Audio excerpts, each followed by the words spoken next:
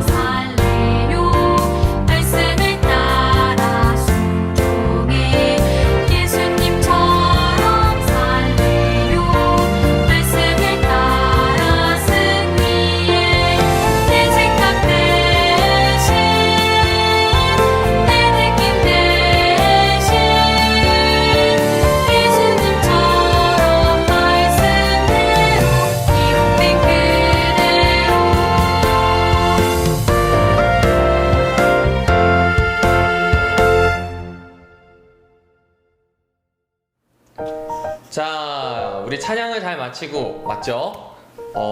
집에서 찬양하는 거기 때문에 노래를 안 부를 수도 있고 작게 부를 수도 있습니다. 하지만 마음을 같이 해서 늘 찬양하는 것을 잊지 않았으면 좋겠습니다. 목사님이 이번 성경학교 동안에는 구호를 여러분과 같이 하려고 해요. 왜 구호를 같이 하냐면 오늘 여러분과 나눌 말씀의 주제를 잘 요약해 놓은 이야기가 바로 구호이기 때문에 그렇습니다. 제가 말씀으로 하면 여러분이 뭐로 어떻게 해야 될까요? 선택해요 하면 되겠죠? 준비해볼까요? 자, 준비! 말씀으로! 네. 우리 친구들이 뻘쭘할 수 있으니까 부모님도 같이 해주셔야 됩니다. 저는 지금 여기 아무도 없어서 선택해요를 들을 어떤 그게 없습니다. 여러분이 해주시면 이 뭐라 그럴까요? 좀 공허함이 좀 덜할 것 같아요. 준비! 말씀으로! 감사합니다. 우리 말씀으로 선택하자고 하는 이 주제를 머릿속에 두고 교재 4페이지를 보도록 할게요. 예수님이 당하신 시험에 대한 이야기입니다. 여러분, 이 장면은 예수님이 기도하시는 장면이죠. 어디에서 기도하시나요? 광야에서 기도하십니다. 그럼 예수님은 언제 기도하셨을까요?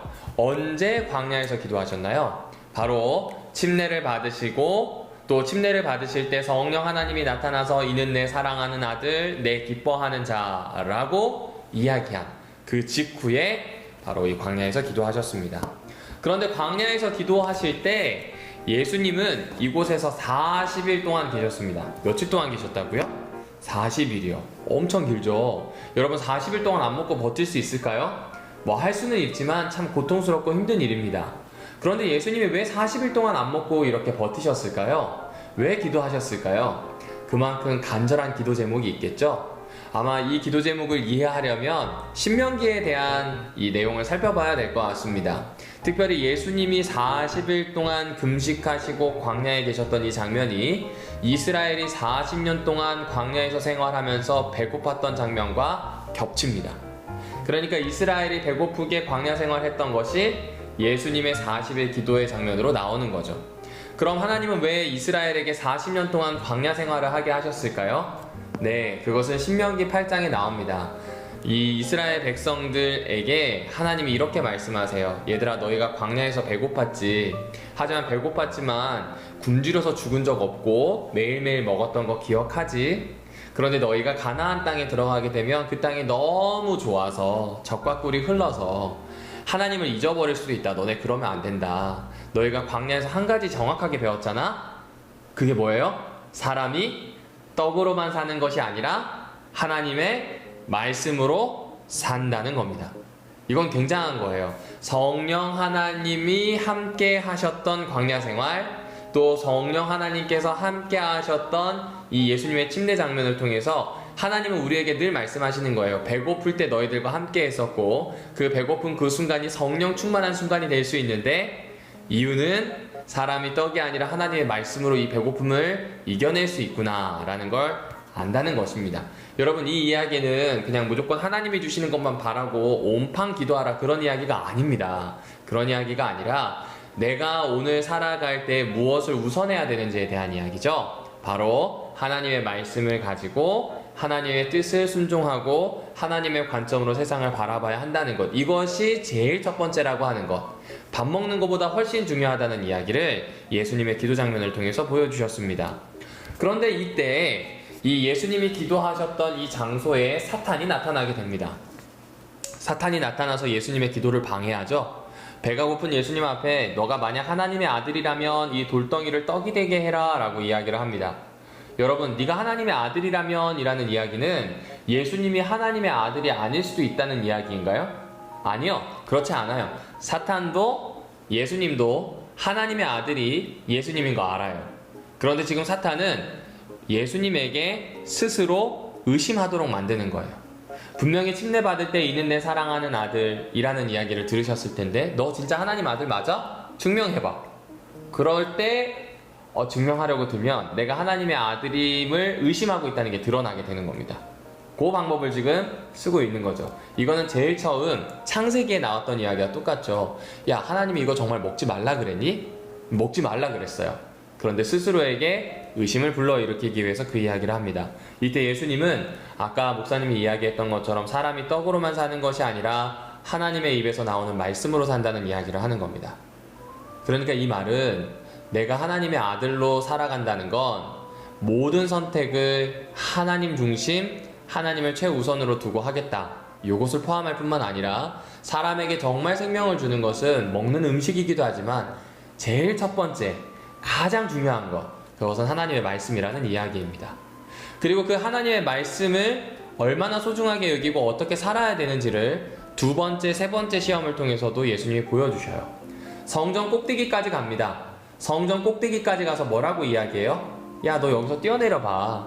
여기에 뛰어내리면 다치지 않고 너의 천사들이 널 잡아줄 거야 라는 이야기를 합니다.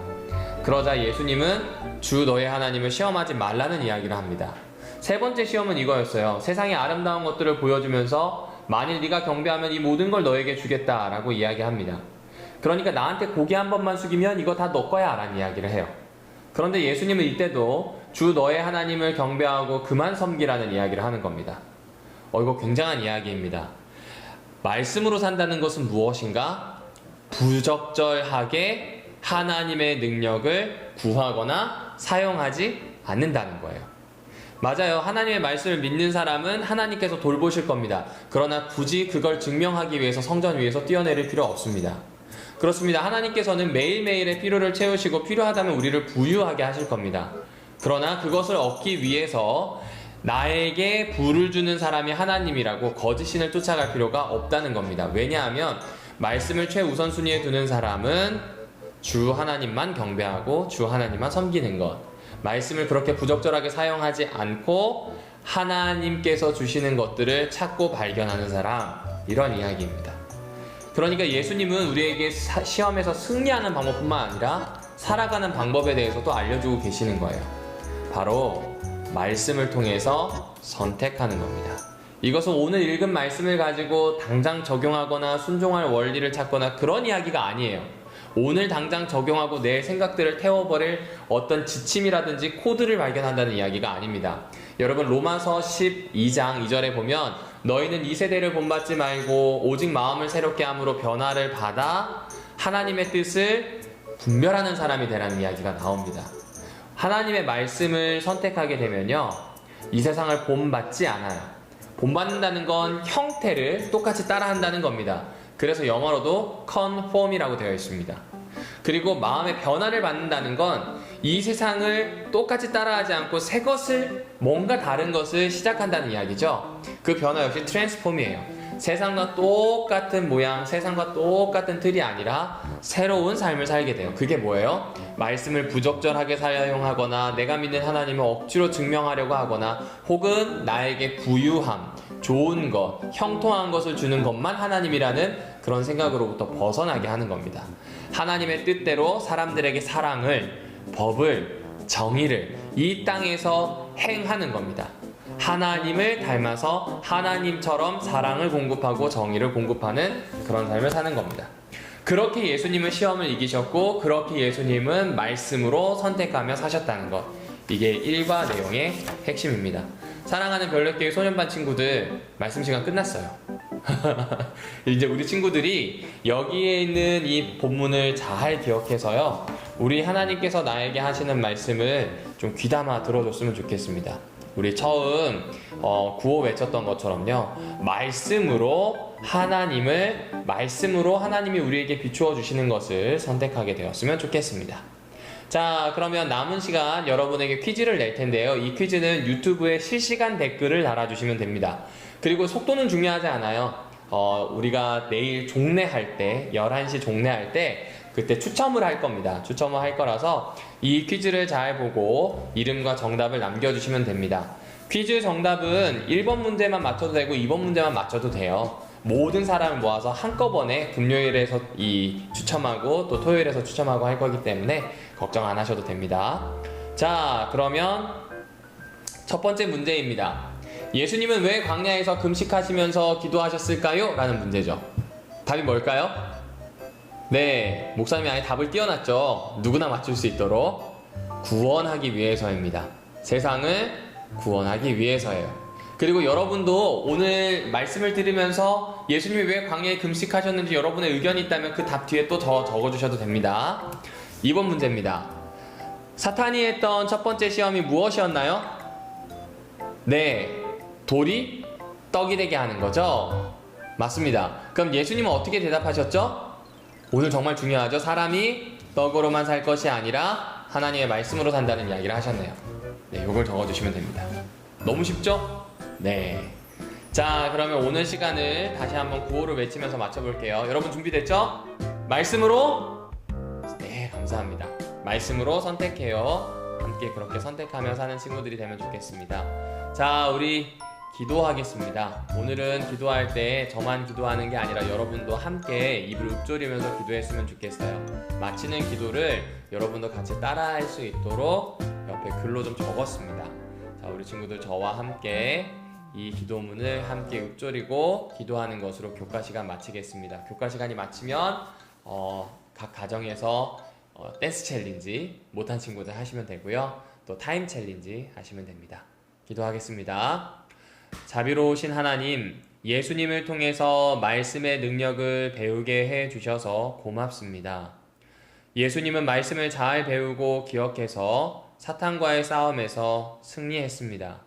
우리도 하나님의 말씀 듣기를 즐기고 많이 외워서 예수님처럼 말씀으로 선택하는 삶을 살아내게 해주세요. 예수님의 이름으로 기도합니다. 아멘. 자, 우리 친구들 내일 만나요. 안녕.